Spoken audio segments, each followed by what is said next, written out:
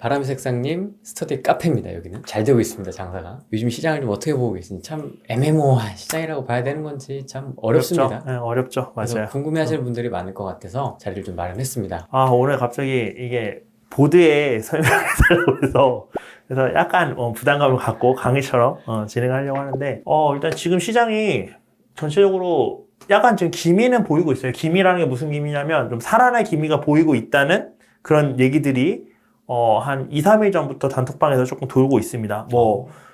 오늘 아침에 제가 확인했던 얘기는 분당 쪽에 지금 어제 정신이 없었대요. 쉴 시간이 없었다고 그러더라고요. 매물 보러 오신 손님들 때문에. 그래서 진짜 오랜만에 바빴다고 부동산 사장님이 올린 글도 봤었고, 분당 쪽 아니더라도 지금 다른 지역들도 이제 조금 뭔가 도는 것 같다. 이런 느낌도 있었고, 그리고 또 대출 쪽에서도 이제 조금 문의가 들어오는 것 같다. 이런 얘기들이 지금 조금씩 들리고 있거든요. 제가 얼마 전에 블로그 글에서 적었었는데 대부분은 이벤트들이 있죠. 우리가 연 이벤트 중에 큰 거, 구정, 그리고 추석. 요거 기준으로 많이 분위기들이 바뀌거든요. 사실 이거 기준으로. 게다가 올해는 구정 다음에 그 사이에 대선 있죠. 이런 것들 기준으로 분위기가 많이 바뀌는데 전 개인적으로 구정 이후에 분위기가 좀 바뀔 거라고 보기는 했었어요. 블로그에 똑같이 썼었지만 구정이 지나서 지금 분위기가 일부 반전은 나오고 있는 상황이고, 근데 이게 완벽하게 반전이 이루어지려면 대선까지 좀 마무리가 돼야지 반전이 일어날 거예요. 이게 주식으로 치면요, 주식에서 이제 애널리스트들이 많이 하는 얘기가 불확실성이 해소됐다, 그래서 올라간다, 이런 얘기들 한단 말이에요. 주가 올라갈 때. 마찬가지로 부동산도 불확실성이 있을 때는 수요자들 입장에서 이렇게 못 움직여요. 파는 사람도 쉽게 못 팔고 오히려 매물이 많이 나올 가능성이 있죠. 파는 사람은 사실 개인 사정 때문에 파는 게 많고, 투자자들은 전후 사정을 봐서 지금 이 투자가 가능한 괜찮은 시기냐, 이런 것들을 보기 때문에 사실은 그 투자자들이 잘 못 움직일 수밖에 없는 환경이었고, 불확실성이 많으면. 그래서 지금까지 불확실성이 많은데 일단 구정이 지났고요. 그리고 지금 대선을 보면은 약간 저희 쪽에 우호적인 쪽이 지금 다시 좀 미묘하게 앞서기 시작했죠. 결과적으로 봤을 때. 그래서 그런 부분들 봤을 때 그런 것들도 조금 투자자들의 심리를 자극한 부분들이 있는데, 그럼에도 불구하고 아직까지는 불확실성이 좀 있어서 이제 2월부터 완전히 이렇게 분위기 반전됐다라고 보기는 아직은 조금 이른 느낌. 요게 끝나야지만 제가 봤을 때는 완벽하게 어디 방향으로 갈지 정해질 것 같다는 생각이 들고요. 근데 기본적으로 요거는 이제 근데 사실 그 단기적인 그거고, 장기적으로 보면은 결국에는 올라갈 수밖에 없지 않나 라는 생각이 드는데, 그 얘기에 대해서 좀 해볼게요. 단기적이란 건 한 1, 2년 정도 텀을 두고 얘기하는 걸 단기적이라고 얘기를 하는 거고, 네. 장기적인 거는 이제 그보다 좀 더 긴 관점. 2022년 부동산 전망 글에 그 블로그에 썼었는데, 거기서 썼었을 때도 똑같이 얘기했었어요. 만약에 조정을 받는다고 하면 내년이나 올해 정도부터 해서 길어야 2, 3년 정도 조정 받을 것 같다. 근데 그 이후에는 다시 오를 수밖에 없다는 게, 이런 단기적인 변수 때문에 일시적으로 조정이 올 수는 있지만 결국에는 상승으로 모양새를 틀 수밖에 없고, 그 이유는 이 시장 구조 때문에 그렇거든요. 기본적으로 볼게요. 일단은 저희가 내 집이란 게, 그러니까 내 명의의 집이 아니라 내가 사는 집, 실거주. 실거주. 내가 사는 집을 기준으로 했을 때 내가 거주할 수 있는 집을, 실거주 집을 마련하는 방법은 3가지죠. 매매, 전세, 월세란 말이에요. 그쵸? 근데 자 볼게요. 공급이 부족하면 이 3가지 중에 하나는 무조건 오르게 되어 있습니다. 이 3가지 중에 하나는. 다시 한번 말씀드릴게요. 글씨가 조금 작은 것 같아서. 근데 지금 계속 공급이 부족하다는 얘기들이 나오는데, 공급이 부족하면 어떻게 되냐면요, 이 셋 중에 하나는 무조건 오를 수밖에 없어요. 왜냐하면 내가 실거주 집을 마련할 수 있는 방법이 이 3가지밖에 없어서 그래요. 근데 지금 뭐가 멈춰 있었죠? 지금 2월 전까지 매매가가 보합을 이루고 있었죠. 혹은 떨어지고 있다는 얘기도 있었고, 그렇죠? 네. 그리고 전세도 안 빠진다는 얘기 되게 많았어요. 전세도 보합을 이루거나 떨어지고 있다는 얘기가 있었어요. 근데 월세는 기사가 뭐라고 나왔죠? 월세 오르고 있다는 기사가 많았습니다. 월세 떨어진다는 기사는 하나도 없었어요. 월세는 오르고 있다 나왔죠.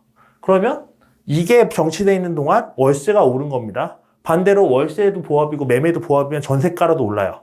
이게 언제 그랬냐면 2008년도 혹은 2010년도부터 2014년도까지 수도권의 매매가가 안 올랐잖아요. 떨어지거나. 근데 그때 전세가는 무섭게 오르고 있었습니다. 그래서 이 셋 중에 하나는 무조건 오를 수밖에 없는 게 기본이거든요. 부동산 구조에. 부동산 구조의 기본인데 지금 월세가 올랐단 말이에요. 그럼 이때 무슨 현상이 일어나냐? 자, 내가 실수요자라면 비교를 해보겠죠. 전세 들어갈 때 우리가 뭐 쓸 수 있죠? 전세 대출 쓸 수 있죠. 네. 그러면 뭘 비교하시겠어요? 전세 대출 이자를 내는 것과 월세를 내는 것 중에 뭐가 쌀까를 비교를 하겠죠. 그리고 매매를 생각을 하게 된다면 매매를 하면서 내가 주택담보대출을 받아서 이자를 내는 것과 월세를 내는 것 중에 뭐가 쌀까라고 생각을 비교를 하겠죠. 월세가 올라가고 있다는 소리는 결국에 전세대출을 받아서 이자 내는 것과 혹은 주택담보대출을 받아서 이자 내는 게 더 부담이 덜하다라는 얘기가 되는 거랑 똑같은 얘기란 말이에요. 그럼 결국에는 월세가 어느 순간 임계점에 오르게 되면 수요가 여기로 넘어가기 시작합니다. 전세 혹은 매매로. 그러면 매매로 바로 넘어가면 좋겠지만 만약에 전세로 넘어가면 생각을 할게요. 전세로 넘어갔어요. 근데 공급은 여전히 없는 상태죠. 그럼 전세가도 이제 전세로 수요가 몰리니까 올라가겠죠. 전세가가 올라가면 어떻게 되죠? 전세가가 올라가면 올라가요. 전세가가 올라가면 이제 우리가 흔히 말하는 갭이 줄어들겠죠. 네. 갭이 줄어들겠죠. 갭이 줄어들면 투자자 입장에서 이자도 안 내도 되는 레버리지를 상당히 많이 사용할 수 있는 상황이 되고 이 갭이 줄어들면 어느 순간은 매매가를 밀어 올리기 시작하는 상황이 나올 수밖에 없단 말이에요. 그러면 결국에는 공급이 부족하다는 전제하에서는 집값이 멈추기가 쉽지가 않아요. 그러니까 시간의 차이예요.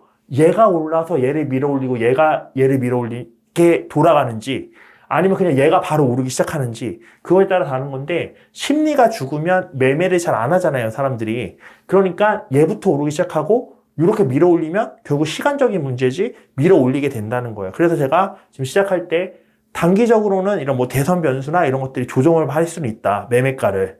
왜? 대선에서 만약에 우리가 싫어하는 분이 되셨어.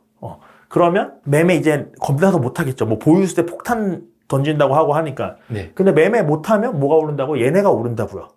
얘네가 오르기 시작하면 결국 어떻게 된다고? 다시 얘가 밀려 올라가기 시작한다고요. 그냥 지금 당장이냐? 후의 일이냐? 이거일 뿐이지 결국에 이렇게 된다고요. 그러면 제가 아까 지금 만약에 조정을 받는다고 하더라도 길어야 1, 2년, 2, 3년 정도 조정받고 그 위에는 다시 상승할 거다라고 보는 이유 자체가 이게 다시 올라가면서 얘를 이렇게 지지해 줄 수 있는 시기가 그 정도는 시간이면은 충분히 다시 매매로 전환될 거라고 본다는 거예요. 근데 만약에 이번에 대선에서 분위기가 바뀌어서 정말 우리가 좋아하는 쪽이 됐다. 그러면 매매가가 바로 치고 올라갈 가능성이 높겠죠. 그래서 그런 식으로 될 거기 때문에 이 전제 하에서는 공급이 부족하다는 전제 하에서는 사실 시장은 결국엔 갈 수밖에 없습니다. 지금이냐 조금 미래의 일이냐 이거의 차이고 그리고 그러면 자 이렇게 봤을 때 만약에 매매가부터 오르기 시작했다고 하면요.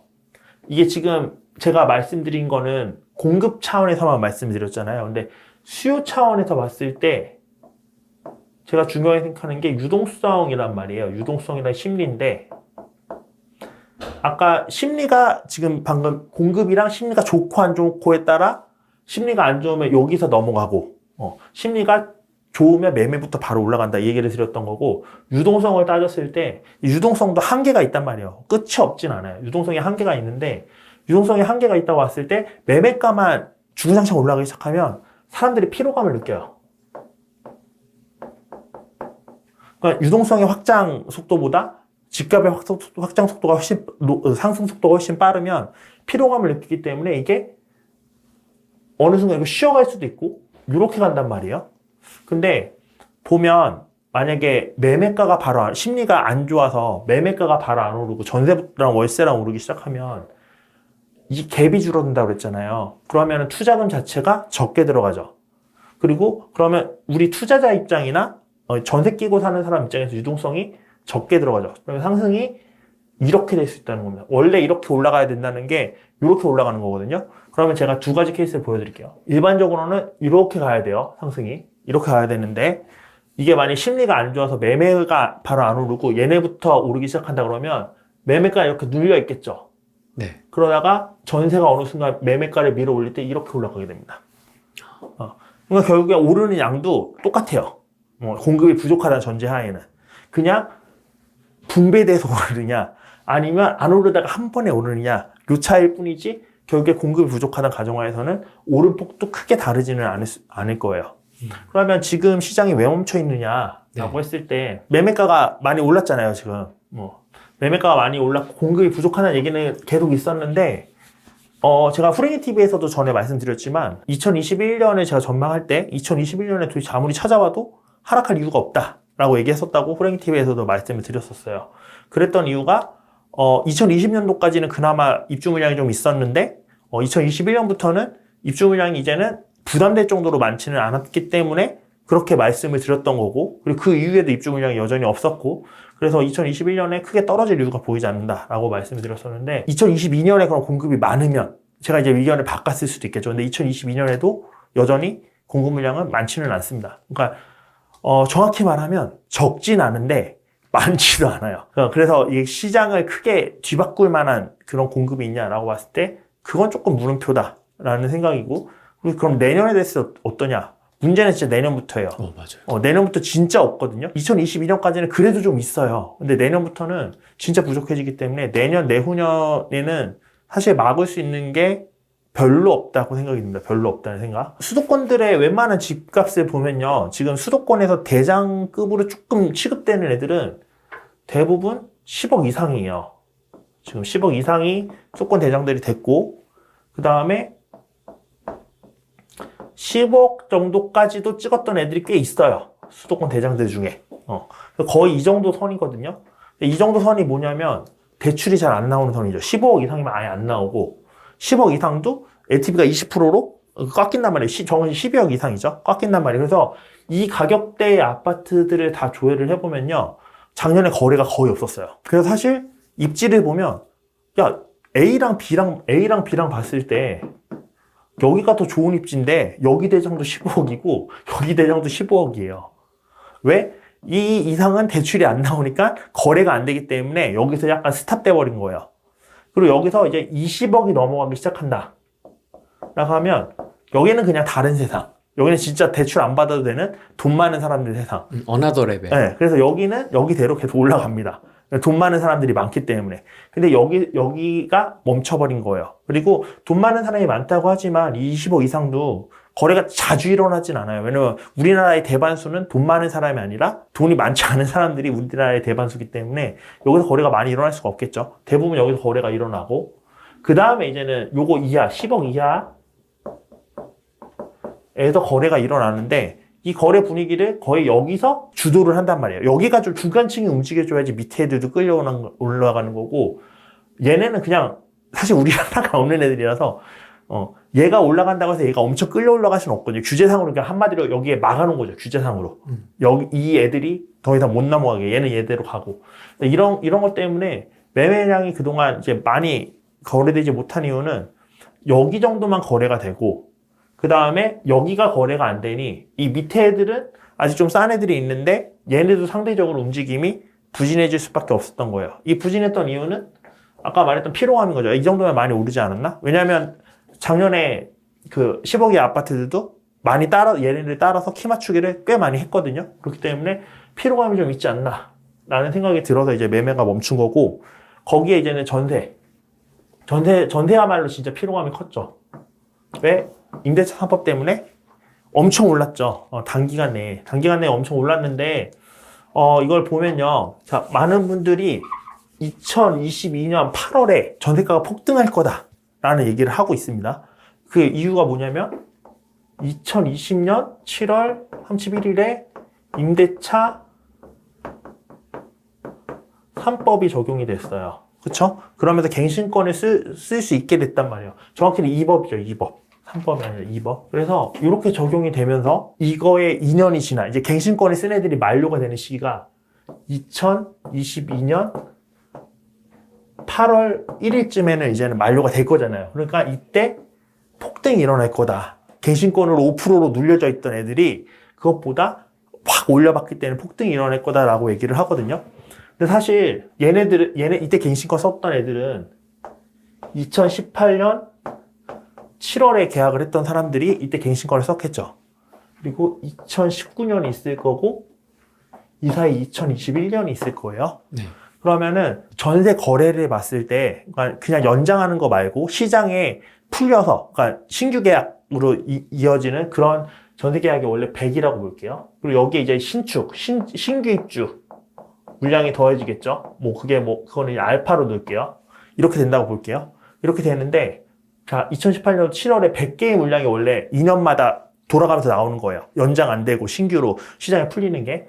근데 임대차 입법이 시행되면서 전세 갱신권이 내면서 이 100개의 물건 중에 상당 물건이 유통되지 못하게 되겠죠. 왜? 그냥 5% 올리고 살게요. 라고 얘기하는 게 한 75% 정도라고 심플하게 50%라고 생각할게요. 그러면 임대차 입법이 실행되고 나서 일단 신규 계약이 이제 시장에 풀리는 물량이 50개라고 할게요. 그리고 갱신권 쓴 게 50개야. 그럼 시장에는 원래 100개의 물건이 풀려야 되는데 지금 50개밖에 안 풀렸어요. 그럼 당연히 가격이 오를 수밖에 없겠죠. 공급이 부족해지잖아요. 네. 근데 수요는 그러면 어떻게 될까요? 이 상황에서. 수요도 50으로 줄어들죠. 잘 보면.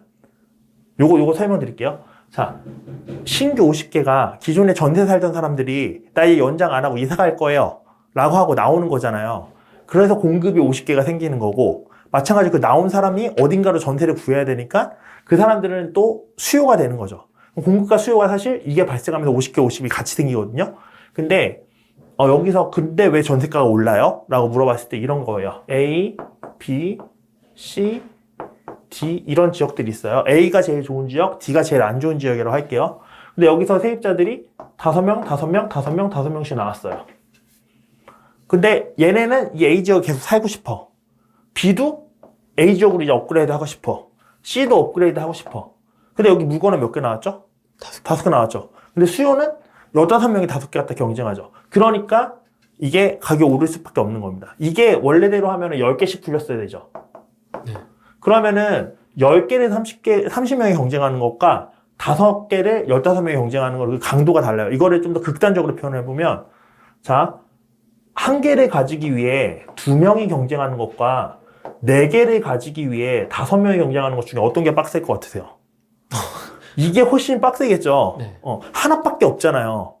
이게 극단적으로 표현하면 이런 거거든요. 그러니까 공급이 줄어들면 줄어들수록 수요도 똑같이 이게 한계 차이거든요. 수요와 공급 차이는. 근데 이렇게 공급이 유통되는 물량이 줄어들수록 그 선호되는 물건에 대한 경쟁률이 훨씬 더 높아지는 거예요. 그렇기 때문에 가격이 올라갈 수밖에 없는 겁니다. 그래서 마찬가지로 여기서도 이 신규 50개 유통 물량이 나오면서 공급과 수요는 똑같이 50개씩 발생하지만 좋은 지역에 이게 몰리기 시작하면서 좋은 지역부터 가격을 띄우기 시작하는 겁니다. 그런 식으로 띄우기 시작하면서 가격이 올라가기 시작하는 거죠. 마찬가지로 2021년에도 얘네가 갱신권 쓰겠죠. 그럼 똑같이 신규 50개, 갱신 50개가 된단 말이에요. 그럼 이 갱신권 썼던 애들이 이때는 무조건 유통 물량으로 나오죠. 50개가 일단. 네. 2022년에는. 그리고 그 신규로 50개 계약했던 애들은 여기서 갱신권을 쓸 수 있는데 우리 지금 가정을 뭘로 줬죠? 이 중에 100% 다 갱신권 쓰는 게 아니라 반만 갱신권 쓴다고 봤죠. 그러면 이 중에 25개는 다시 시장에 풀리겠죠. 갱신권 25개. 보면 유통 물량이 75개로 늘어나죠. 이렇게 돼야지 시장의 유통 물량이 돌기 시작하는 겁니다. 근데 그 유통 물량이 정말 부족했던 시기가 2021년도로 일단 끝나고 2022년부터는 더 풀리고 2024년이 되면 여기서 또 풀리기 때문에 지금은 75개잖아요. 근데 2024년이 되면 한 80몇 개 정도로 늘어날 거예요. 그래서 이게 사실 임대차 입법 시행 전처럼 100개가 될 수는 없어요. 왜냐면 계속 n분의 1에서 조금씩 늘어나는 거기 때문에 지금 우리 그 대한민국의 아파트를 100개라고 했을 때 이거를 그 임대차 입법 전에는 2년마다 이 공급이 풀리는 거잖아요. 100개씩. 근데 지금은 4년마다 풀리게 세팅이 바뀐 거잖아요. 그러니까 당연히 매년 나올 수 있는 전세 공급량은 앞으로도 영정 조금 적을 수밖에 없습니다. 2년마다 갱신될 때보다는. 근데 그럼에도 불구하고 2022년, 2024년이 될수록 그래도 그 물량이 조금씩은 계속 늘어날 거라는 거예요. 그러면 그렇게 봤을 때 지금 전세가 세팅이 안 되는 거는 전세 물량이 잘 안 돈다는 거는 이 갱신권을 쓰는 사람들이 많기 때문에 유통 물량이 적어서 그래요. 기존 집에 사는 사람들이 잘 안 나오는 거지. 그리고 그래서 대부분의 사람들이 어떤 사람들이 전세가 잘 안 나가냐고 그러냐면 신축을 가지고 있으신 분들이 전세가 잘 안 나간다고 그래요. 왜냐면 이 기존 집에서 나와서 돌아다니다가 신축이 있네? 하니까 이제 거기로 전세를 들어가야 되는데 갱신권을 쓰기 때문에 유통이 많이 안 되니까 수요도 많이 발생을 안 하는 거예요. 그게 신축으로 흘러 들어가야 되는데 신축으로 흘러 들어오지 못하는 겁니다. 구축 중에 전세가 안 나가시는 분들은 자기 집에서 나간 사람이 신축으로 들어간 거예요. 그러니까 자기 집에서는 또 구하기가 어려운 거죠. 왜냐면 다 기존 집에 살던 데서 갱신권을 쓰니까. 근데 이게 언제부터 풀린다? 2022년 8월부터 이게 조금 더 나아진다. 그리고 여기 또 하나 뭐가 있냐면 전세 대출을 막았죠. 전세 대출을 지금 안 막았다고 뉴스 기사는 나오고 있지만 실질적으로 은행에 가면 대출 총량을 정해놨기 때문에 전세 대출이 예전처럼 이렇게 쉽사리 나오거나 많이 나오거나 그러지 않아요. 실제로 은행을 가보면 뉴스 기사에서는 제한이 없다고 하지만 그런 것들 때문에 나와서 이제 사실 나는 갱신하고 싶지 않았어. 신규로 신축을 가고 싶어. 근데 갱신을 안 하고 대출을 받더니 대출이 안 나오는 거야, 잘. 그러니까 신축 같은 경우가 지금 전세 세팅이 많이 안 되고 있는 경우예요. 근데 이게 올해 8월만 돼도 조금 괜찮아질 거고요. 그 다음에 이번 달 2월에는 조금 괜찮을 가능성이 있어요. 왜냐하면 2022년의 2월, 여기다 써야겠네, 2월을. 2022년의 2월에 보면 이 전세 연도가 2020년 2월이잖아요. 2020년 2월에 유통됐던 물량이 엄청 많아요. 역대급으로 많았어요. 제 개인적인 생각으로 왜 그랬냐라고 생각을 한다면, 자, 2018년도 시장 분위기 어땠냐면요. 입주 물량 폭파해서, 시장 떨어질 거다 이런 분위기였고요. 2019년도 똑같았고요. 이 시기가 어떤 시기였냐면, 역전세 나던 시기였어요. 맞아요. 전세가가 많이 안 높았단 말이에요. 근데 2020년 2월이 됐어. 내가 임대인이라면, 이제 전세가가 오르기 시작해. 역전세 맞고 막 개고생했는데, 그러면은 기존 임차인 연장하겠어요? 아니면 그 신규로 받아서 높이겠어요? 이때는 갱신권도 없는데. 새로 세팅하겠죠. 그래서 2020년 2월 달에 거래량이 진짜 역대급으로 나왔어요. 이렇게 손바뀐 물량이. 근데 그게 2년 뒤에 얘가 나오는 거죠. 그러면 지금 결국 이제 시장에서 갱신권을 쓰는 사람이 이기냐? 아니면 이 2년 동안 보증금이 많이 올랐으니까 어떻게든 갱신권을 방어해서 신규 계약을 하는 그 임대인이 이기냐. 이거의 싸움인데, 평소에는 예를 들면 50개 이 사람이 싸움이 일어나서 아까 50%라고 그랬죠. 25개의 물량만 나왔다면 2년 전 2월에는 거래량이 엄청 많았기 때문에 여기 이제 선수로 올라가는 애들이 한 200개는 된다는 소리죠. 그러면 여기서 50%만 나와도 50개는 유통이 되는 거죠, 시장에. 그러니까 상대적으로 올해 2월에는 좀 유통될 수 있는 물량들이 좀 생길 수 있다고 보고요. 그 다음에 두 번째로, 자, 여기서 제가 지금 말씀드렸던 공급과 수요는 다 원래 있던 사람들에 대한 공급과 수요였어요. 근데 시장에는, 부동산 시장에는 항상 신규로 유입되는 수요가 있습니다. 그 중에 대표적인 게 신혼부부예요. 그쵸? 신혼부부가 언제 결혼하죠? 5월달, 6월달에 결혼 엄청 많이 한단 말이에요. 4월부터. 그래서 4월부터 결혼하면, 5월부터 결혼하면 언제부터 집 찾겠어요? 1월, 2월. 네, 1월, 2월에 집 찾겠죠. 그래서 2월달에 신혼부부들이 많이 움직일 시기고, 이 신혼부부들은 어쩔 수 없이 신축을 보게 될 가능성이 높아요. 왜? 기축에 가봤자 다 갱신권 쓴다고 물건이 별로 없거든요. 그래서 신축으로 올 가능성이 되게 높습니다. 그래서 이런 쪽으로 올 가능성이 좀 있으면 이때 좀 전세 세팅을 하셔야 돼요. 2월 달에 갑자기 분위기 좋아졌네? 나 좀 욕심 좀 부려볼까? 라고 해서 다시 또 높게 부르다가 전세 세팅 못하면 그러면 이대로 8월 때까지 쭉 가야 될 수도 있습니다. 그래서 2월 달에는 조금 기회가 있을 수 있으니까 이때 너무 욕심내지 마시고 적당한 수준에서 타협해서 임차인을 맞추는 게 좋지 않을까라는 생각이 들고, 이렇게 유통 물량이 적은 것도 2022년 8월이 지나면 좀 더 상황이 나아질 것 같다라는 게 제 생각이고요. 2022년 8월에 아까 전세 폭등이 일어난다라는 거에 대해서는 통계 수치로 보면 폭등할 겁니다. 통계 수치로 보면. 왜냐하면 이렇죠. 그냥 A단지 아파트를 볼게요. 여기에 가라는 사람의 가구는 전세를 4억에 살고 있어요. 갱신권을 써서. 근데 나라는 가족은 8억에 살고 있어요. 다 4억, 8억이 되면 다 볼게요. 통계치로 봤을 때 A단지의 전세가는 얼마죠? 6억이죠. 그쵸? 통계치로 봤을 때.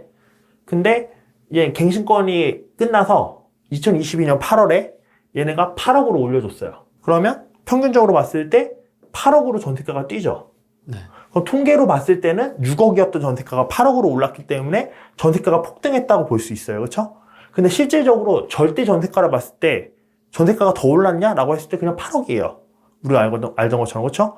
그러면 통계치로 나오는 거는 폭등이 맞지만 실제 시장에서 느끼는 거는 폭등이 아니라 그냥 이제는 원래 높였던 만큼 맞춰졌다 이런 느낌인 거예요. 얘가 뭐 9억이 되고 10억이 되는 게 아니라 그냥 얘네가 이렇게 올릴 뿐이에요. 키 맞추기에서. 이해되시죠? 무슨 얘기인지?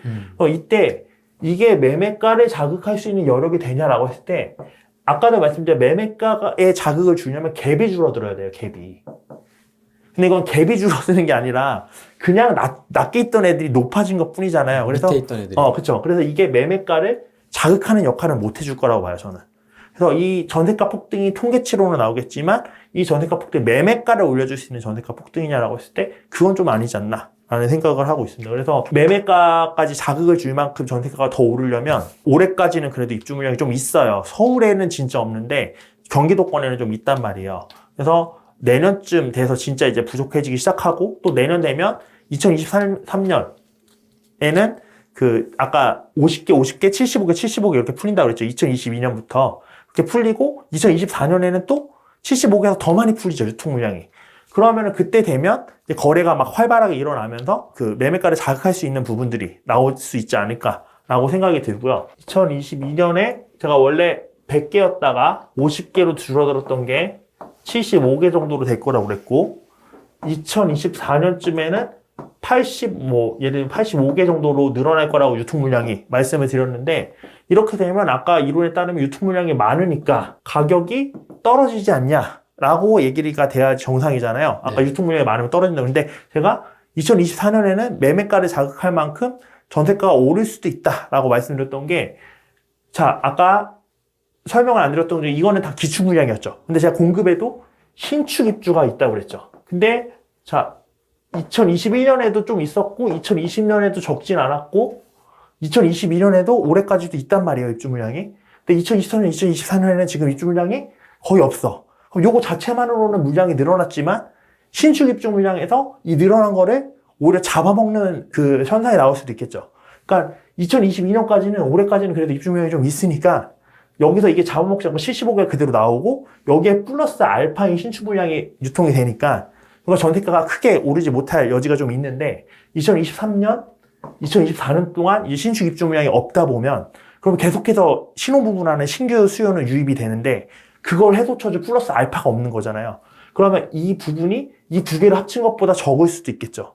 그러면 그거는 전세가를 자극하는 요인이 당연히 될 수밖에 없기 때문에 이때쯤에 전세가가 오히려 매매가를 자극하는 그런 현상이 나올 수도 있지 않을까라고 말씀을 드리는 거고 그렇기 때문에 조정을 받더라도 한 2, 3년 조정 받으면 결국에는 그 공급 부족에 의해서 전세가가 매매가를 자극하게 되고 그래서 다시 상승이 올 것 같다라고 말씀을 드리는 이유가 그래서 그래요.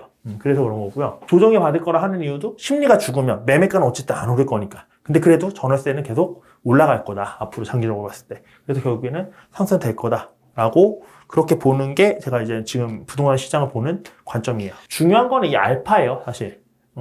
이 알파가 상당 부분 중요하다고 봅니다. 이 알파 부분이 어떻게 되는가에 따라서 왜냐하면 아까 우리가 100으로 봤잖아요. 50개, 70개, 85개 됐잖아요. 근데 이 상황에서 입주 물량을 팍 때려줘요. 그러면 85개밖에 안 풀렸지만 입주 물량이 80개가 나와. 그럼 100보다 더 많죠. 그러면 이러면 결국에는 안정화되는 거거든요. 그리고 그 다음 해부터 유통되는 물량이 100개, 85개가 아니라 이제 100을 넘는 수치로 계속 유통이 될 거잖아요. 그렇게 되는 순간 이제 안정이 되는 거죠.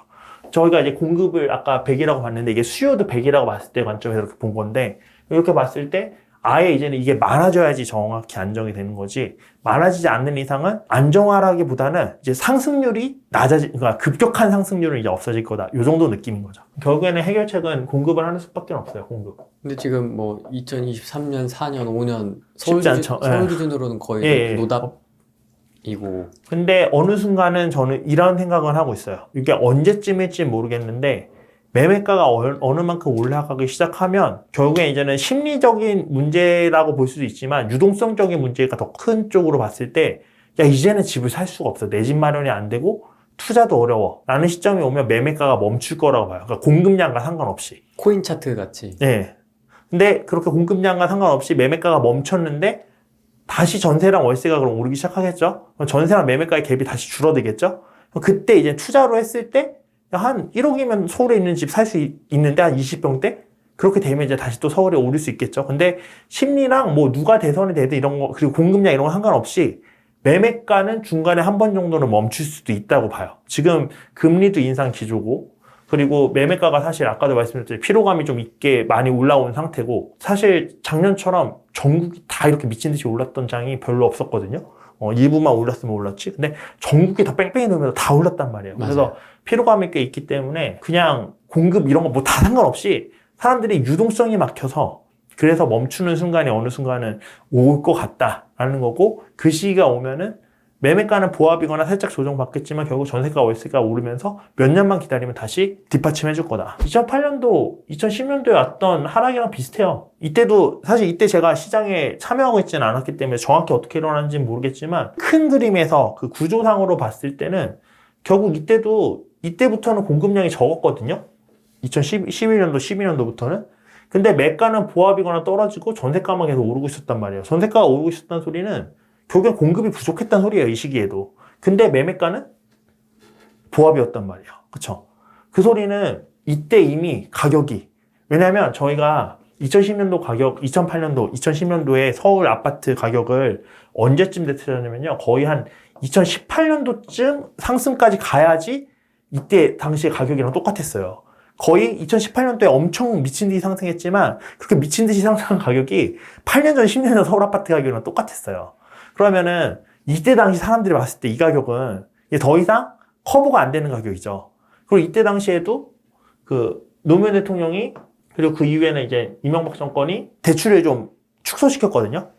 그래서 결국에는 유동성 안 돌지. 집값은 피로도가 오를 만큼 올라갔지. 근데 공급은 많았었냐라고 했을 때 아니었다고 생각된단 말이에요. 왜냐면 전세가는 계속 상승을 했으니까. 근데 매매가가 정치돼 있었던 거죠. 좀 보합받거나. 그래서 지금도 이런 식의 형국이 좀 나올 수 있을 가능성이 있지 않을까. 근데 이때는 좀 더 크리티컬했던 게 금융위기가 터졌죠. 네. 그래서 자금 경색을 더 쪼였잖아요. 그래서 근데 지금은 터질 수도 있다라고 얘기는 하지만 아직 터진 상황은 아니고, 그럼 안 터졌다고 봤을 때는 한 2, 3년 정도 조정받으면, 이때는 훨씬 길게 조정받았잖아요. 근데 그때 2, 3년 정도 조정받으면 다시 이제는 전세가랑 요 차이가 줄어들면서 할 만한 상황이 되지 않을까. 그래서 조금 더 짧게 보고 있는 거고요. 그래서 회복할 수 있는 시기를. 요 정도 느낌으로 보면 되는데, 사실 수요량이 언제쯤에 멈출 것인가는 저는 예측하기 되게 힘들다고 봐요. 근데 제가 개인적으로 계산을 해봤을 때, 제가 정확히 기억은 안 나는데, 2008년도인가 2010년도쯤에 매매가 지수, 아파트,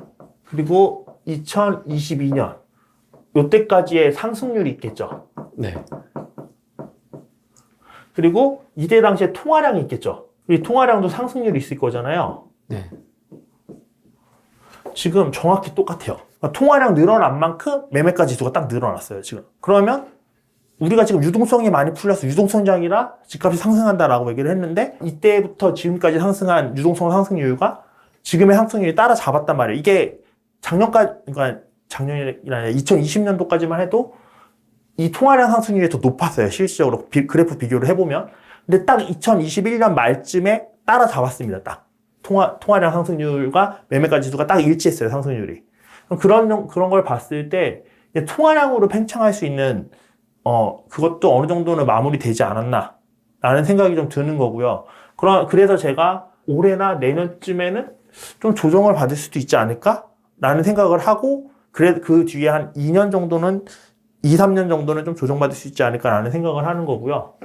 금리도 몇 번을 더 올린다고 예. 파월이 또 말을 바꾸니까. 그래서 그렇게 생각을 하는 거고, 그럼에도 불구하고 제가 올해 전망은 상승할 거라고 얘기를 했거든요. 네. 왜냐면 이렇게 됐던 소리는요, 최소 버블은 없단 소리예요. 통화량 늘어난 만큼만 늘어났잖아요. 근데 보통 모든 주식이나 모든 자산은 핫하게 되면 이렇게 오버슈팅을 합니다. 그렇죠. 그러면 아직은 오버슈팅이 남아있는 기간이다라고 저는 보는 거고요. 그렇기 때문에 2022년에는 좀 더 상승할 수 있지 않을까. 이게 좀 길면 2023년까지도 상승할 수 있지 않을까. 오버슈팅으로. 라고 생각을 하는 거고, 그 뒤에 이제는 아까 말했던 그런 조정이 올 수도 있는 거고. 근데 여기서 이제 또 하나 볼 수 있는 건, 이게 워낙에 변수가 많아요. 그래서 정확히 말하기는 그렇지만, 이때 변수가 있는 건 이 두 사이에 공급이 계속 없잖아요. 네. 그러면은 이 사이쯤에 이제 뭔가 또 공급 이슈 때문에 다시 상승 만전으로 되지 않을까 싶은 생각도 있는데, 사실 많은 분들이 공급만 얘기하는데 저는 유동성도 상당히 중요한 부분이라 보거든요. 살 사람이 있어야지 사는 거죠. 가격을 계속 올려주려면.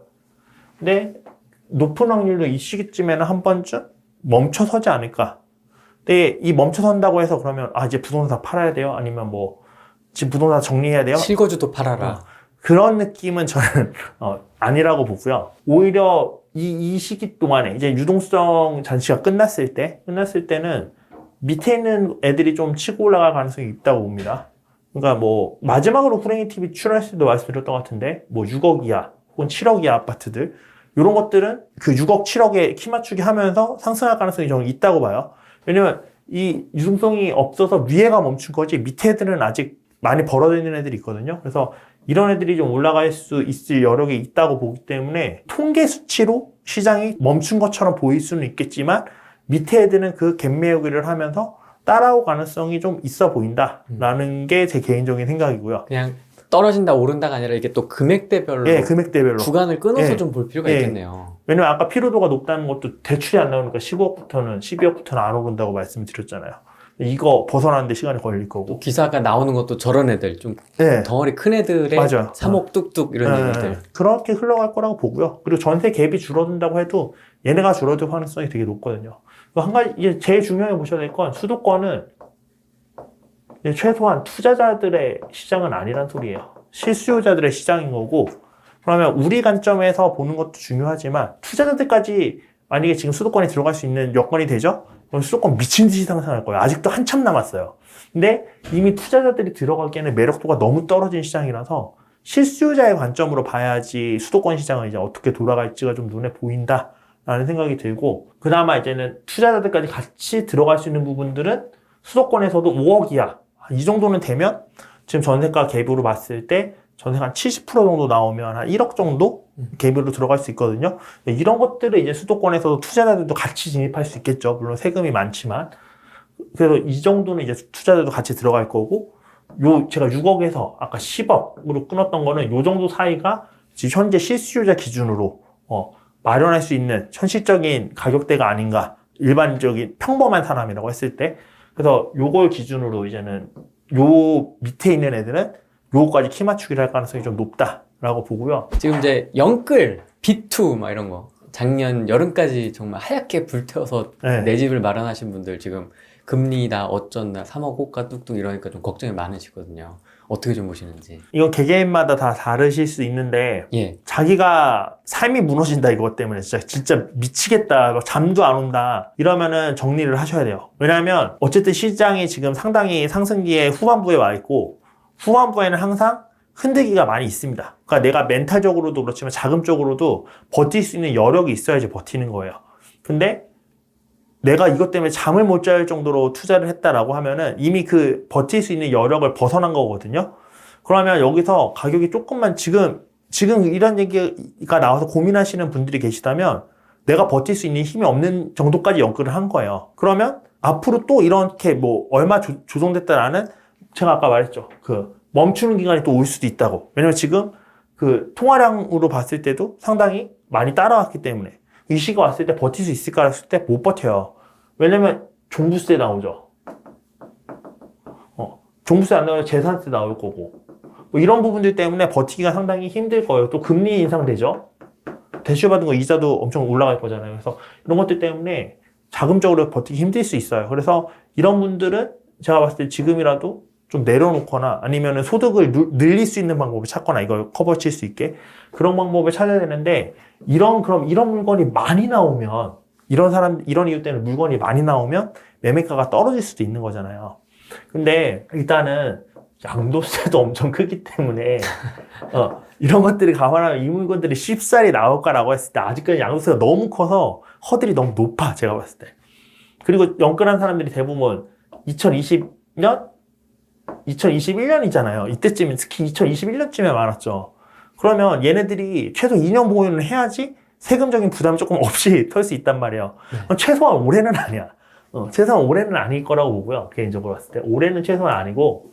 그리고, 이거는 뇌피셜이긴 한데, 정부가 작년 하반기부터 대출을 진짜 적극적으로 쪼이기 시작했잖아요. 네. 정부도 수치를 계속 보고 있거든요.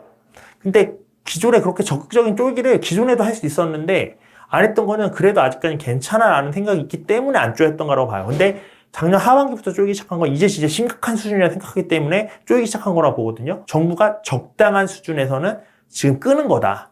그렇기 때문에 이게 진짜 폭풍처럼 매물이 많이 나올 정도의 시장이라면 정부가 안 끊어줬다면 이렇게 못 버티는 물량들이 많이 나올 수도 있는데 제가 봤을 땐 가계부채 때문에 지금 대출 규제를 실행을 한 거고 그래서 정부가 적당한 수준 정도 선에서 이 부채 비중을 끊어준 거기 때문에 이걸 진짜 못 버텨서 어쩔 수 없이 물건이 나오는 것들이 진짜 많이 나온다는 일은 안 생길 거라고 보는 쪽이에요, 저는. 정부가 그렇게 멍청하다고 보진 않거든요.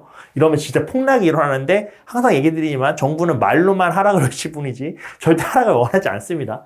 그렇기 때문에 지금 선에서 적당한 선에서 저는 끄는 거라 생각을 해요. 근데 이제 문제가 되는 거는 지금처럼 대출 규제를 했는데 대출 규제를 우회할 수 있는 방법들이 아직도 좀 있거든요. 그렇게 우회해서 받은 사람들은 문제가 될 수도 있죠. 정부에서 야, 이 정도면 이제 이거 넘어가면 니네 못 버텨 라고 브레이크를 걸어준 건데 그것까지 피해서 대출을 받아서 했다면 그분들은 무너질 수도 있겠죠. 근데 그분들이 다수냐라고 봤을 때 그렇진 않죠. 그렇기 때문에 이렇게 나오는 매물로 시장의 가격이 막 폭락하냐라고 했을 때 그렇진 않을 거라고 봅니다. 무주택자분들은 어떻게 해야 됩니까? 올해? 지금 막 시장이 깝깝하니까 이거 뭐 어쩌라는 거야? 이제 이러고 있거든요. 지금 깝깝할 때 사야죠. 왜 3억이나 떨어졌다고 했는데 왜 안 사? 나 그게 궁금해. 아니 더 떨어질 것 같아서. 그러다 못 사는 거네. 그게 똑같잖아요. 그러니까 우리 항상 투자자들이 하는 얘기가 뭐예요? 무주택자 분들이 우리 투자자들 다주택자라고 적폐라고 욕할 때 우리가 했던 얘기가 그래서 너네 떨어지면 살 거야? 라는 거였는데 진짜 떨어진 매물들 지금 나오고 있다고 신문기사에 나오는데 왜 안 사요? 이제 시작이다라고 보는 것 같아요. 그러니까 알겠는데 그러면은 뭐가 다르냐고. 그분들도 투기하는 거잖아요. 무주택자들도. 저는 실거주거든요. 이러거든요. 실거주라도 수익을 바라니까 더 떨어질 때까지 바라는 거지. 맞습니다. 지금 실거주를 원하면 지금이라도 내 돈에 맞는 데에 들어가야죠. 그렇죠? 근데 고민이 사실 지금 되는 시기예요. 왜냐하면 실거주로서 내가 좋다라고 생각하는 지역과 평형들은 너무 많이 올랐어. 그래서 웬만한 대기업 맞벌이 부부도 매수하기가 힘든 가격대가 된 것들이 좀 있어요. 그래서 지금 시점에서 사실 저도 만약 제가 집이 하나도 없고 실거주를 마련해야 되는 상태다. 투자자가 아니라 무주택자다라고 한다면 지금 지식을 똑같이 가진 상태에서 좀 고민이 좀 될 것 같아요. 투자를 해야 되는가? 아니면 실거주 마련을 해야 되는가? 그러면 이거는 사실 개개인에 따라 다를 텐데 실거주를 더 우선시 생각을 한다면 이거는 사실 뭐 답이 없죠. 실거주 마련하셔야죠. 실거주가 더 우선시 된다고 하면 뭐 빌라를 매수해서라도 하는 건데 사실 지금은 매수보다는 개인적으로는 전세나 월세로 들어가시는 게 더 나으실 수도 있지 않나라는 생각이 듭니다. 실거주라고 하면. 빌라 기준입니까? 아니요. 아파트도. 전체 다. 왜냐면 지금 이분들이 살 수 있는 게 얼마인가에 따라서 다르겠는데 만약에 막 6, 7억 정도 살 수 있으면 이 중에서도 이제 상승 여력 있는 애들이 있고 없는 애들이 있잖아요. 얘네들 사이에서 만약에 10억까지는 갈 수 있다. 라고 하면 이런 거는 사도 괜찮죠. 나이스하죠. 근데 이런 것들이 많이 남아있냐고 했을 때 그렇진 않다고 보거든요. 그러면은, 그리고 이제 우리는 들어간 돈 대비 수익률도 사실 말했잖아요. 무주택자분들도 수익을 생각한다니까요. 그러니까 더 떨어질 거 기다리는 거잖아요. 수익률을 생각했을 때 이렇게 들어가는 거는 수익률이 조금 애매하다고 보고요. 차라리 전세나 오히려 지금 이자보다 월세가 싸다 그러죠. 월세로 들어가서 이자 내면서 버티고 나머지 자금으로 차라리 그 지방이나 이런 데들 좀 오를만한 지역들, 저평가된 데들 이런 데 들어가시는 게 훨씬 더 수익률 측면에서는 좋을 수 있다고 봅니다. 개인적으로. 이렇게 하는 게 수익률 측면에서 봤을 땐 좋아요. 수익률 측면에서. 근데 그래도 나는 거주 안정이 우선이다라고 하면 사실 이런 아파트들 사셔야죠. 6, 7억 정도 아파트들. 진짜 엄청 열심히 서치하셔서 그리고 특히나 그 기회가 얼마 전까지 계속 있었잖아요. 좀 싸게라도 살 수 있는 기회가. 그러면 그런 것들 서치해서 사셔야 되는 게 이 기회고 지금 또 아까 추가로 말씀드리면 신축들이 전세가 잘 안 빠진다고 그랬죠. 그러면 그 중에서 진짜 전세 못 맞추면 잔금 못 내는 사람들도 꽤 있어요. 그럼 그런 물건들 신축에서 금매 나올 확률들이 더 높거든요. 그럼 그런 신축에 있는 것들 금매로 잡는다던가 나는 무주택자니까 대출도 되니까 그런 쪽으로 해서 좀 실거주 마련을 할 거라면 움직이시는 게 좋은데 돈이 너무 많이 드니까 각자의 돈 사정이 어떻게 되는지 모르니까 무조건 사세요라고 하기가 지금 되게 애매한 상황이에요. 무조건 사세요 했다가 예를 들면 나 1억밖에 없어. 근데 이건 대출 받아도 실거주로 마련할 수 있는 게 한 3억짜리 이런 집밖에 안 된단 말이에요. 그러면 아파트 시면은 수도권도 이제 메인 수도권에는 3억짜리 10평대도 없고요. 좀 외곽으로 빠져야지 10평대 3억대 아파트가 있는데 그거를 실거주로 사셔도 괜찮습니다라고 말할 수 있느냐라고 했을 때 저는 자신 있게 말 못하겠거든요. 이걸 사라고. 그래서 실거주를 사라고 이렇게 자신 있게 말씀을 못 드리겠는 거예요. 근데 내가 최소한 요 정도 선에 있는 것들을 살 수 있다. 내 자금이. 그러면 그거는 지금도 사셔도 저는 괜찮지 않나라고 생각을 합니다. 근데 내가 자금이 너무 작은 상태에서 마련하려고 한다면 그러면 그거는 조금 고민을 해보셔야 되지 않나라는 생각이에요. 최근에 제가 만난 어떤 분은 빌라라도 살려고 그렇게 하시더라고요. 빌라 실거주라도 살려고 고민한다라는 얘기도 제가 들었거든요. 빌라는 좀 어떻게 보십니까? 오르긴 오를 거예요. 오르긴 오를 건데 매도할 때 그게 얼마나 올라가 있을지는 사실 의문인 거예요. 제가 아까 그러니까 빌라라도 살려고 한다라는 거는 결국에는 딴 거 다 올랐으니 난 빌라라도 사서 수익을 좀 내고 싶다는 게 사실은 숨겨져 있는 거거든요. 정말 주거 안정 때문에 주거 안정만 보고 내 집 사는 사람이 저는 있을까? 라는 생각이 들 정도로 없다고 생각을 하고 빌라라도 사야 된다는 어쨌든 내 소유로 돼야지 자산 상승분을 노리니까 빌라라도 사야겠다라고 얘기를 하는데 그 빌라를 사서 상승할 여력을 생각을 해보면 그거 상승하는 것보다 아까 말했던 것처럼 이거 전세나 월세 살고 지방으로 들어가서 아파트 투자하는 게 안정성이나 수익 면에서 훨씬 더 나을 거라고 보는 쪽이에요. 저도 그게 나은 것 같아요. 그게 더 나을 거라고 봐요. 우리 적폐, 다주택자들 지금 깝깝하거든요. 지금 막 날씨도 추워서 잘 안 나가고 뭐 코로나도 심해서 지금 막 몸이 근질근질한데 시장도 그렇고 뭐 열심히 돌아다니시는 분들 여전히 있는 분들도 있고요. 투자의 관점에서 어떻게 좀 이 시장을 헤쳐나가야 될지. 첫 번째는요. 포트폴리오를 정리하셔야 됩니다. 포트폴리오. 세금 때문에요. 유유. 세금 생각하지 말고 정리하셔야 돼요. 아, 과감하게? 네. 제가 아까도 말씀드렸지만 지금 상승장의 후반기이기 때문에 지금 세금 많이 나온다고 아끼다가 못 버티실 수도 있어요. 그러니까 이게 모든 사람한테 돼 있는 건 아니고 내가 준비되어 있는 현금 자산과 부동산의 자산을 봤을 때 이 부동산에 문제가 생겨도 내가 이걸 버틸 수 있는가를 한번 생각을 해보시고 버틸 수 없을 정도로 내가 지금 일을 벌여놨다. 예를 들면 뭐 분양권만 5개 가지고 있는데 잔금을 하나도 안 쳤어. 근데 그 중에서 전세 2개만 잘못 맞춰도 분양권 하나 날아갈 수도 있어요. 2개 다 날아갈 수도 있어요. 입주 기간까지 못 맞추면. 그렇게 되면은 완전 프리미엄 다 날아가는 거고요. 계약금 날아가는 거고 손해가 무지막지하죠. 그런 것들을 봤을 때 내가 버틸 수 있는 건지 체크를 하셔서 포트폴리오 정리를 일단 첫 번째 하시는 거를 권장을 드려요. 지금은 어쨌든 버틸 수 있는 준비를 해두셔야 됩니다. 버틸 수 있는 준비를 해두셔야 되고 어디에 투자를 할 것인가. 네. 지금까지 그래도 최소 2020년까지는요. 부동산이 자본소득에 가까웠어요. 특히나 저처럼 이제는 좀 일찍 진입해서 자금력이 좀 생겼거나 아니면 뭐 좀 나이가 있으시거나 혹은 사업을 하셔서 자금력이 있으신 분들한테는 부동산이 자본소득에 더 가까웠습니다. 이 소리는 무슨 소리냐면 그냥 한 1억에서 뭐 많게는 5억 정도 들여서 집 하나 사놓고 그냥 별로 신경 쓰지 않고 그냥 보유만 하고 있으면 가격이 상승하던 시기였던 소리예요. 최소 2020년까지는. 이해되시죠? 무슨 얘기인지? 근데 2021년부터는 부동산은 노동소득으로 바뀌었어요. 무슨 소리냐? 그냥 1억에서 5억 넣어놓고 그냥 계속 가지고 있으면 장목히듯이 가지고 있으면 올라 라고 하는 게 단기간 내에는 시원 안 되는 시장이 왔던 소리예요. 근데 대부분들은 이게 뭐 10년 보고 투자하시는 분들보다는 지금 뭐 1, 2년 내에 수익 내는 걸 보고 투자하시는 분들이 많단 말이에요. 그렇게 봤을 때 이젠 완전히 노동소득화예요. 이 노동소득이라는 게 무슨 소리냐면 계속 봐야 된다는 소리예요. 계속. 체크.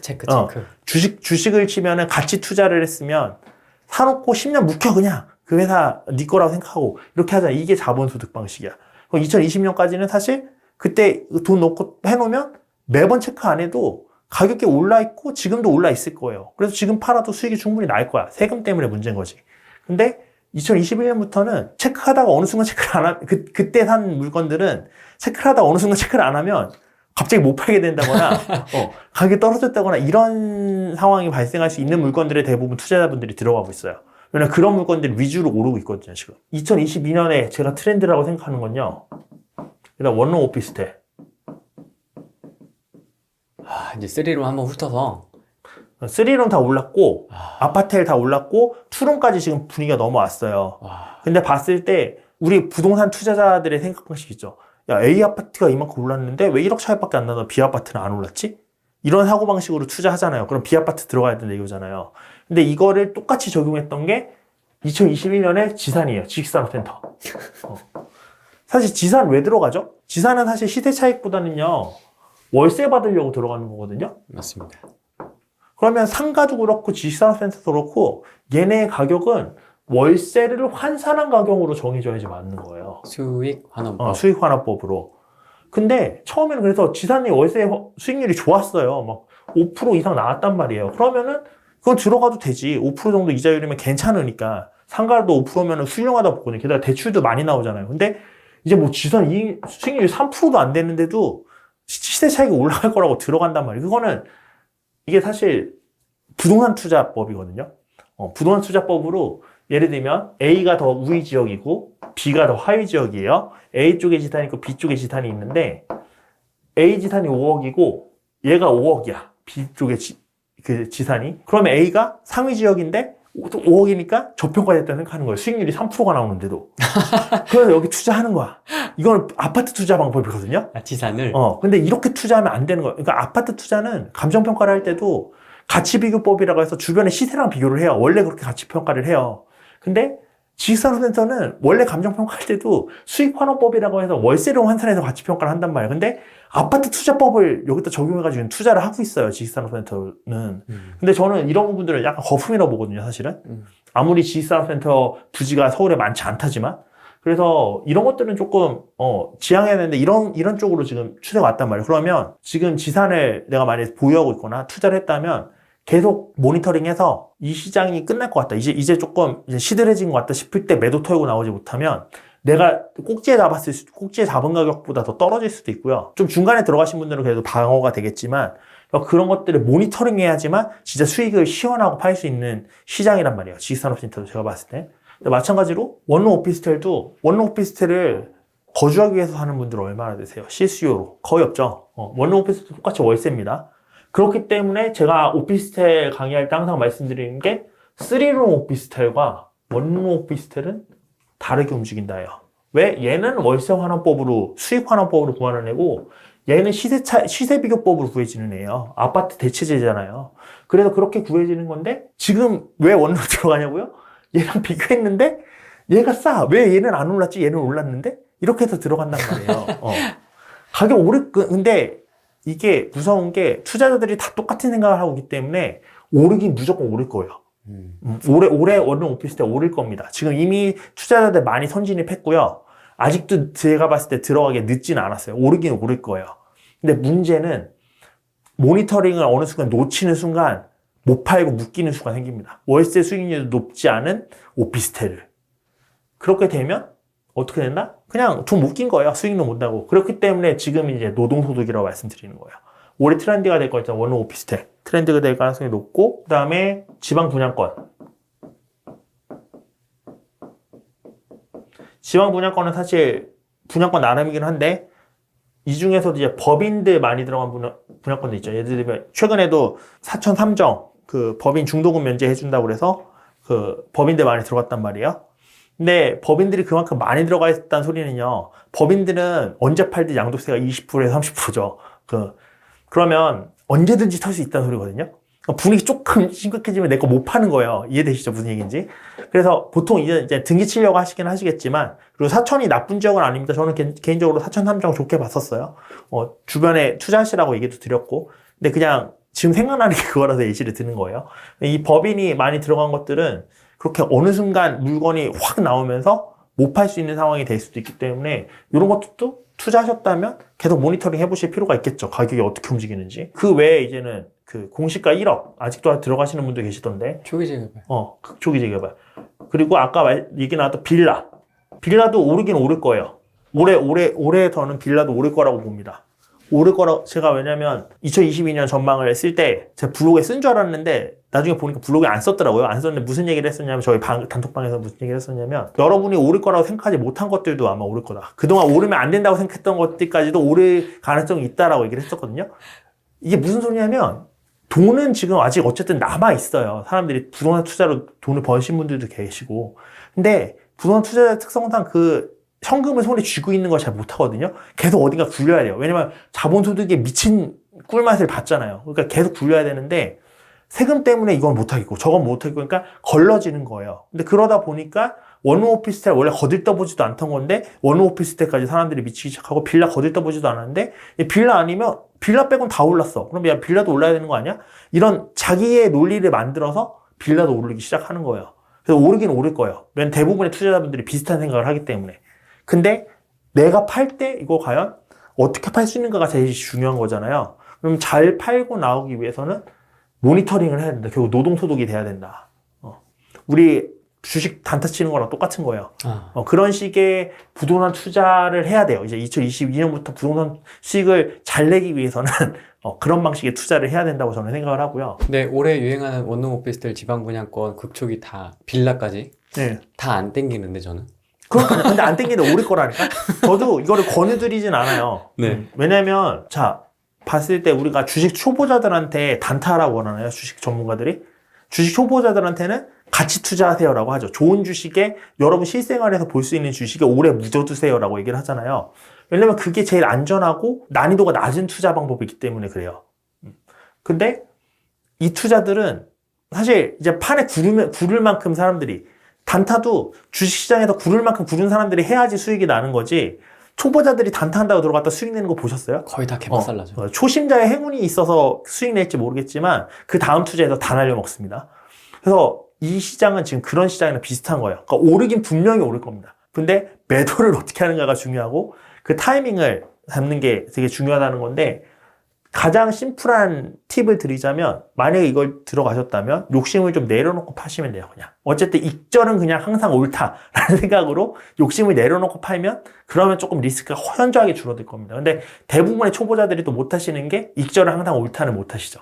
나는 꼭지에서 팔고 나와야 돼를 원하시죠. 그렇죠? 그렇기 때문에 내가 신고가여야 돼. 그렇기 때문에 쉽지 않다는 거예요. 근데 내가 만약에 초보자인데 올해도 돈을 벌고 싶고 그냥 부동산에 정말 성심성의껏 올인할 자신이 돼 있어라고 한다면 이걸 투자하셔서 욕심을 조금 내려놓고 팔고 나오면 충분히 수익 낼 수 있습니다. 올해도. 투자자 입장에서는 굳이 지금 수도권에 진입할 이유가 없거든요. 근데 이제 지방은 좀 다를 수 있겠죠. 지방은 지금 대장도 10억인데들도 아직 광역시 중에서도 있고 지금 광주광역시의 봉선동이 아직도 10억입니다. 벌써 몇 년 전에 10억이라고 그랬었는데 그럼 그런 데들은 사실 대출 규제가 아직까지는 없죠. 물론 10억짜리 사서 12억 규제에 걸리면 조금 아쉽고 1억밖에 안 오를 수는 없잖아요. 10억짜리 샀는데 15억까지 올라가면 그거는 땡큐죠. 50%는 올랐으니까. 어쨌든 그 대장지역 그 광역시 중에서도 대장 아파트가 아직 10억대에 34평 기준으로 머물러 있는 곳들이 있고 그래서 그런 곳들 같은 경우는 사실 수도권과는 다르죠. 제가 아까 수도권이 피로도 때문에 멈춰선 이유는 대출이 안 나오고 그런 부분들 때문에 멈춰서 있다고 말씀드렸잖아요. 근데 지방은 사정이 다른 지역들이 좀 있어요. 그런 데들은 실수요자들도 사실 대장 아파트 사는데 크게 무리가 없단 말이에요. 10억 정도면. 그런 데들에서는 또 다른 움직임이 나오겠죠. 그래서 제가 트렌드는 요거라고 생각을 했지만 트렌드가 이거임에도 불구하고 아직도 지방 시장들에는 가치와 트렌드를 같이 가져갈 수 있는 투자들이 있어요. 왜냐면 여기서 지방 분양권이라고 했지만 지방 자체가 비규제 지역 자체가 일종의 트렌드로 자리 잡고 있거든요. 여기서 실수요자들이 살 수 있고 크게 부담 없이 그러면서 실수요자들이 선호하는 입지에 우리가 살만한 것들이 아직도 있거든요. 이런 거 위주로 들어가시는 게 사실 초보자 입장에서는 제일 안전하고 좋겠죠. 이런 것들 위주로. 지방을 열심히 돌아다녀 봐야 되겠네요. 투자자들 입장에서는. 근데 또 초보자분들은 지방을 잘 안 돌아다니시지 멀다고. 그렇죠. 왜냐면 지금 말하는 지방은요. 강원도 아니면 남쪽입니다. 경남. 경남. 뭐 최근에 창원 많이 올랐죠. 근데 저희의 심리적 마지노선은 수도권 사람들의 심리적 마지노선은 어디까지다? 대전까지다. 대전에서 못 넘어갑니다. 강원도 쪽으로 심리적 마지노선은 어디까지다? 원주, 춘천까지입니다. 강릉으로 못 넘어가요, 잘. 맞아. 특히 초보자분들일수록. 그렇기 때문에 초보자들이 과연 이걸 할 수 있을까는 의문이에요.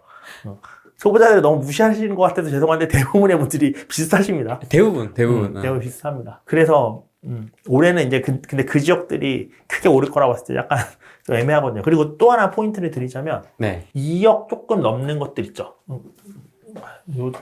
여기 위를 지우고 할게요. 2억 조금 넘는 물건들. 매매가가. 이것들 한번 보시는 것도 괜찮아요. 이게 왜 그러냐면 작년에 제일 메인 트렌드가 공시지가 1억 이하였죠. 네. 근데 공시지가 1억 이하가 원래 가치보다 더 펌핑 됐어요. 왜? 취득세 중과가 안 되니까 원래 가치보다 더 많이 올랐단 말이에요. 투자자들이 그러니까 실수요자와 투자자가 같이 몰려들기 시작한 거죠. 근데 그러면 얘는 어땠을까요? 이 공시지가 1억 이하짜리가 오르는 동안 이 바로 윗단계에 있는 아파트들 있죠. 그러니까 그래서 매가로 2억 정도, 2억 조금 넘으면 공시지가 1억이 넘어가거든요. 이런 아파트들이 상대적으로 못 올랐어요. 얘네가 오랫동안.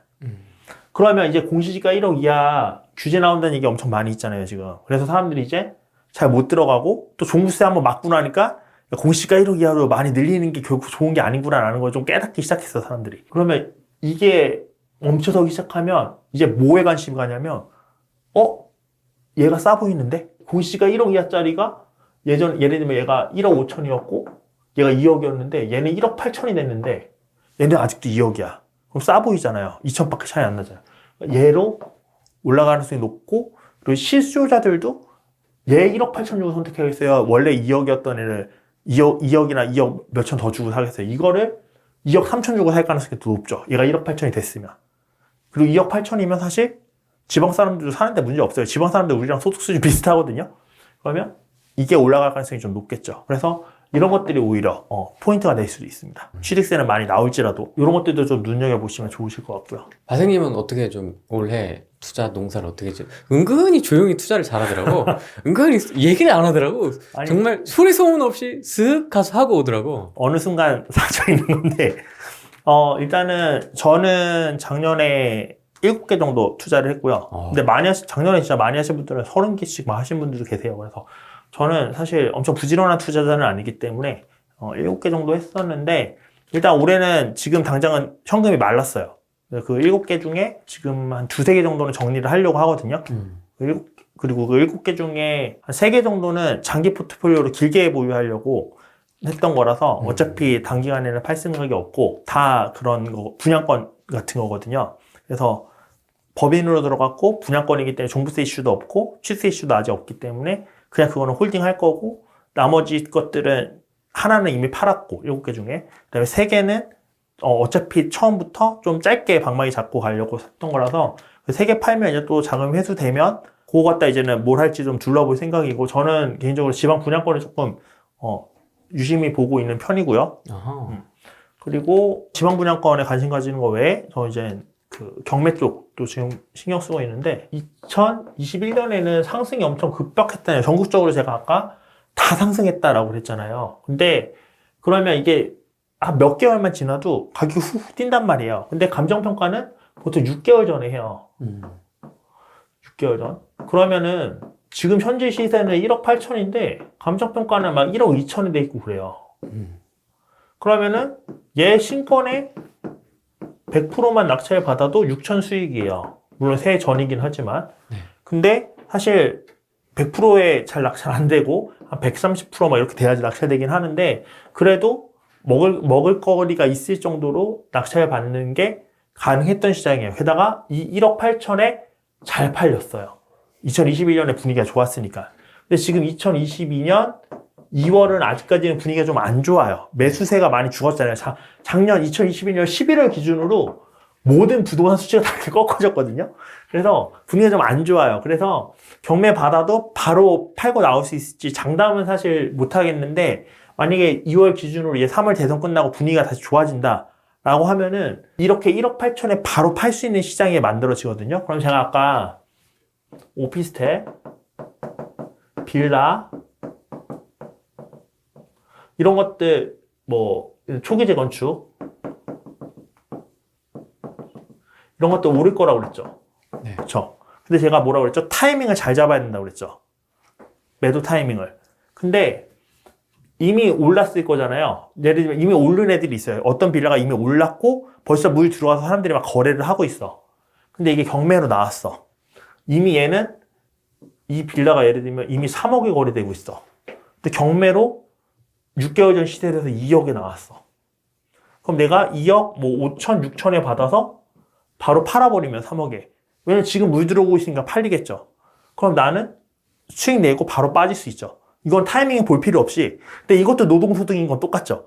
계속 낙찰받고 팔고 낙찰받고 팔고 이거 해야 되잖아요. 그래서 노동소득인 건 똑같은데 장기간 모니터링을 할 필요는 없다는 소리예요. 분위기가 살아나고 지금처럼 이제 급상승이 있었을 때는 한마디로 저는 이제 경매를 타임머신 타고 가는 거라고 그러거든요. 이미 오른 거 보고 나는 과거에 가서 과거 가격으로 사고 올 거야. 약간 이런 느낌인 거거든요. 근데 물론 낙찰률이 막 엄청 높진 않습니다. 저도 작년에도 한 10건 넣어서 하나 낙찰 받았고 올해도 지금 한 6, 7건 넣었는데 하나도 못 받았어요. 내일 하나 입찰 들어가는 거 있는데 울산에 입찰 들어가거든요. 그거 됐으면 좋겠는데 어떻게 될지 모르겠고 그저께인가 입찰 하나 했는데 34만 원 차이로 떨어졌어. 34만 원. 네, 1등이랑 34만 원 차이였어요. 그 전에 강릉 속초였나? 거기 입찰했던 거 200만 원인가 차이로 떨어지고 그래서 거의 지금 0점 맞췄거든요. 거의 맞췄어. 거의 맞췄는데 떨어져서 사실 내일 건 조금 기대를 해보고 있어요. 내일 것도 되면은 1000뛰기 정도는 되거든요. 그래서 그런 식으로 경매를 지금 계속 눈여겨보고 있는 게 또 하나의 포인트 중에 하나입니다. 근데 경매는 단점이 자금이 좀 있어야 돼요. 예를 들면 1억 5천짜리 투자한다 그런다 그러면 1억 5천이 다 내 현금에 있어야 돼. 그게 좀 단점이고 그렇지 않으면은 P2P를 쓸 수가 있어요. P2P는 법인도 되고 매수할 때도 가능합니다. 대출이. 다만 대출이 이자율이 비싸죠. 네. 그러면 이제 낙찰가율 산정할 때 이자 금액까지 포함을 해야 되니까 낙찰 확률이 줄어들거나 아니면 수익금을 좀 덜 먹기 식으로 가야겠죠. 그렇게 하는 방법도 있기는 해요. 그래서 보통은 이제 이거를 길게 가져갈 거면 P2P 친 다음에 3개월 지나면 일반 은행에서 대출이 되잖아요. 그래서 3개월 뒤에 사업자 대출이나 이런 식으로 해서 돌려버리거든요. 근데 이렇게 돌릴 때 얘가 또 중도상환 수수료가 있고 그런 부분들이 있어서 비용 로스는 크고 또 법인으로 들어가면은 장기 보유할 이유가 요즘엔 없죠. 종부세 때문에. 그래서 굳이 그렇게 할 필요 없기 때문에 보통은 경매는 조금 그래도 한 2억 정도는 현금으로 지금 있으신 분들이 해보시는 거를 권장을 드립니다. 바람의 색상님도 천대기를 하시네요. 천대기도 해야죠. 이거는 노동소득이니까 자본소득이 아니잖아요. 아, 그냥 일하는 거지. 한 1, 2억 대기 정도 돼야 하실 줄 알았습니다. 그거는 자본소득. 자본소득은 크게 늘리는 거고 이거는 그냥 현금 흐름이에요. 지금 부동산 투자는 노동소득이란 건 결국 현금 흐름 만드는 거거든요. 현금 흐름 만드는 느낌인 거예요. 그냥. 그래서 내 사업은 사업대로 하면서 한 1년에 만약에 1000뛰기로 5번만 해도 5000뛰기면 이게 부동산 투자다 보니까 지금 돈에 관념들이 없어져서 그렇지 5천만 원 이게 순수익 기준 5천만 원이거든요. 제가 지금 1000뛰기 한다는 건 세후 1000뛰기입니다. 세후. 네. 세전 1000뛰기가 아니라. 그러면 세후 1000뛰기에서 5천이면요 연봉 8천 정도 되는 거거든요. 세금 같은 7, 8천 정도 될 거예요. 연봉으로 치면. 그럼 나이스하지. 5번만 낙찰받으면 되는데. 반성합니다.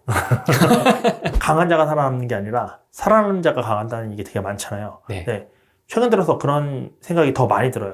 그러니까 실력이 있다고 해서 무조건 살아남는 게 아니라 살아남은 사람이 실력이 있는 거거든요. 근데 지금 특히나 시장이 계속 좋았으니까 저 포함해서 강사님들이 엄청 많이 나와 있잖아요. 실력 좋다고 하는 강사님들이. 저보다 실력 좋은 강사님들도 많아요. 근데 그 실력 좋다는 강사님들이 초보자분들께 권하시거나 수강생분들께 아니면 본인들이 투자하는 거 보면은 난이도가 있는 아까 말했던 그런 뭐 원룸 오피스텔이라든가 이런 것들이 상당히 많거든요. 근데 그런 것들을 보고 나면 과연 저분들이 다음 장에도 살아남아 있을까? 라는 생각을 저는 한편으로는 해요. 진짜 객관적으로 봤을 때 제가 그분들보다 실력이 떨어지거든요. 왜냐면 그분들은 진짜 저평가되어 있는 것도 잘 찾고 제가 하는 것보다 데이터도 훨씬 분석도 잘 하시는 것 같고 쉽게 만들고 강의도 잘 하신단 말이에요. 심지어 요즘에 어떤 그런 것도 나오냐면 그런 추세가 많이 나와요. 강사들이 말하는 거 믿지 마라. 강사들이 이거 하지 말라고 그랬는데 다 올랐다. 결국 네 판단을 믿고 가는 게 맞다. 이런 얘기들 엄청 많이 하는 사람들이 나오기 시작하거든요. 근데 그게 정말 맞는지는 끝날 때 봐야지 하는 거지. 지금 당장 오른다고 해서 이게 정말 잘 된 게 아니거든요. 왜냐면 지금 전국이 다 올랐기 때문에. 끝날 때 봐야지 아는 거예요. 실제로 2008년, 2009년도에도 지금 빌라 오르는 것처럼 인천 빌라들 그 구역 지정만 되면요. 구역 지정 심지어 안 됐는데도 1기역씩 미친 듯이 올랐어요. 인천의 모든 빌라들이. 그거 다 물려서 2010년, 2011년도, 2012년도에 경매로 나왔습니다. 다 물려서 나왔고, 그때 당시에 제가 2014년도에 그 경매하고 2015년도에 경매 물건 봤을 때 원룸 오피스텔주도 엄청 많았거든요. 그거 다 언제 누가 낙찰받아서 누가 경매로 나왔을까요? 그때 다 이 시기랑 비슷했던 거예요. 과거에도. 그런 것들 다 샀다가 타이밍 못 잡아서 못 팔고 물려서 그거 다 경매로 나왔던 거예요. 나중에 결국엔 못 견뎌가지고. 그래서 인천에 그 원룸 오피스텔 다가구나 뭐 이런 도생 같은 거 있잖아요. 네. 시즌별로 나오는 네. 외워 이름을 외워 맨날 나오니까. 그러니까요. 해마다 나오니까 또 계속 나오더라고요. 그래서 이게 끝나봐야 아는 거거든요. 근데 물론 강사들이 사실 다 강의 소득을 위해서 일하는 거고 다 100% 맞는 말만 하라는 법은 없는데 그래도 어느 정도는 수강생분들이 잘 돼야 강의사도 잘 되는 거기 때문에 그 맞는 얘기들을 해도 전혀 근거 없는 얘기를 하지는 않는단 말이에요. 근데 워낙 모든 자산들이 다 오르다 보니까 사실 강사 입장에서는 좀 위험한 물건을 피하라고 얘기하는 게 맞아서 그건 안 하시는 게 좋아요. 저도 지금 원룸 오피스텔 오르긴 오를 건데 안 하시는 게 좋습니다라고 얘기하잖아요. 그렇게 얘기하는 건데 그거 했다가 갑자기 가격이 오르니까 강사들 믿을 필요 없다. 내 잣대로 제공하면 된다. 이런 얘기도 하는데 저 되게 위험한 판단이지 않을까 싶고 그분들이 과연 다음 장에 살아남아 계실까라는 거에 대한 조금 의구심이 생겨요. 그래서 그 얘기가 요즘 더 떠오르는 것 같아요. 잘하는 사람이 살아남는 게 아니라 살아남는 사람이 잘하는 겁니다. 그래서 저는 살아남으려고요. 그래서 제가 아까 다주택자분들한테 첫 번째로 해야 될 걸로 뽑았던 게 포트폴리오 정리인 거예요. 살아남기 위해서. 우리 모두 살아남아서 다음 장에서 봤으면 좋겠습니다. 물론 그 전에 호랭이TV에 다시 나올 거지만요. 요즘 뭐 100억 자산가, 뭐 50억 자산가, 30억 자산가 이런 거 되게 많이 나오는데요. 시루님이라고 아시죠? 토지 투자하시는 분. 네. 시루님 블로그에 시루님이 그거에 대해서 엄청 제가 봤을 때 그래 이만한 답변이 없다 싶을 정도로 정리를 잘 해주셨거든요. 거기 나와 있는 내용이 뭐냐면 내가 100억 자산가라고 했을 때 이 자산의 평가를 어떻게 하는가에 따라서 70억이 될 수도 있고 100억이 될 수 있다. 이게 무슨 소리냐면 호가로 판단하면은 100억이야. 근데 실거래가로 판단하면 70억이 될 수도 있어요. 그렇죠? 그리고 중간가로 판단하면 뭐 80억이 될 수도 있고. 그러니까 이 순자산을 평가할 때, 자산을 평가할 때 혹은 도대체 이 기준이 뭐야? 호가야? 아니면 네이버 매물가야? 아니면 KB 시세야? 아니면 뭐 실거래가야? 아무것도 없잖아요. 근데 그거 기준이 어떻게 따르는가 따라서 특히나 100억 같이 규모가 커지면 한 10몇 억씩 움직이는 거 우습거든요. 그걸 들으니까 아 맞네. 저 말이 맞네 싶더라고요. 그러니까 그런 것들이 다 그런 기준이에요. 그 100억이라는 거는. 그리고 심지어 이런 얘기도 들었습니다. 그 100억 자산가라는 기준이 내가 지금까지 투자했던 거를 하나도 안 팔고 다 가지고 있었으면 100억이라서 100억 자산가로 나오시는 분들도 있다고 들었고요. 그건 좀. 아 진짜로. 진짜로. 완전 사기다. 그런 것도 있다고 들었고 제가 단언코 하나 말씀드릴 수 있는 건요. 저 포함해서 제가 순자산 만약에 100억이죠? 저 강의 안 해요. 유튜브 왜 나와요? 그냥 100억 쓰면서 살면 되지. 왜 해요, 이걸? 안 해요. 사회 기여. 사회 기여 같은 소리 하고 있네. 이런 거 안 해요. 스스로한테 물어보세요. 여러분 같으면 100억이 있으면 하겠어요? 사회 기여하고 싶으면 100억 정도 자산이 있으면 매달 몇 천만 원 수익 월세 세팅할 수 있잖아요. 100억 순자산이면. 그러면 그 몇 천만 원 나오는 걸로 차라리 뭐 고아원이나 이런 데 천만 원씩 기부를 해. 사회 봉사활동 하고 싶으면. 어느 누가 나와서 경쟁자를 만드냐고요. 경쟁자 만들고 싶지 않아요. 그렇기 때문에 그거 믿지 마시고 이 부분에 대해서는 자기 잣대를 가지고 가신 게 맞습니다. 누가 100억이라고 해서 그 사람만이 무조건 맞는 게 아니에요. 누가 30억 자산가라고 해서 그 사람 말이 무조건 맞는 게 아니고 이 부분에 대해서는 내가 그냥 여러 사람의 얘기를 듣고 공통적으로 겹치는 부분과 그리고 내가 논리적으로 이해가 되는 부분이 맞구나라고 생각하고 넘어가셔야지 그런 분들의 말을 듣고 그거에 속해서 강의를 수강하시면 그냥 그거는 여러분들이 그분들한테 봉사하는 겁니다. 그분이 여러분들한테 재능 기부를 하는 게 아니라요. 여러분들이 그분들한테 돈을 기부하는 거예요. 물론 그분들한테도 배울 건 있겠지만 그래서 그런 것들에 혹해서 사실 강의 듣고 그분들 따라가시는 거는 정말 조심해야 돼요. 특히나 지금 제가 뭐라고 그랬죠? 이런 것들 노동소득이라고 그랬죠. 네. 노동소득이 그러면 모니터링 계속 안 하면 위험한 거잖아요. 위험한 거. 근데 이 위험성을 현저하게 떨어뜨릴 수 있는 방법이 있어요. 뭘 것 같으세요? 자, A 오피스텔을 내가 사요. 그리고 단톡방 만들어서 이 A 오피스텔 얘기 계속 합니다. 바람잡이가 몇 명 같이 들어가요. 뽐뿌질. 네, 펌프질. 그럼 이 A 오피스텔 가격이 뛰죠. 그러면 어느 순간 방장이 샀다는 얘기는 있었는데 언제 판지는 몰라요. 근데 어느 순간 그거 벌써 몇 개월 전에 팔았는데요? 라고 얘기가 나와요. 샀다고 하고 6개월도 안 됐는데. 이게 왜 안전한 방법이냐면 원래대로 시장의 흐름에 따라 보면 언제 수요가 빠지고 치고 빠지는지를 계속 모니터링을 해야 되잖아요.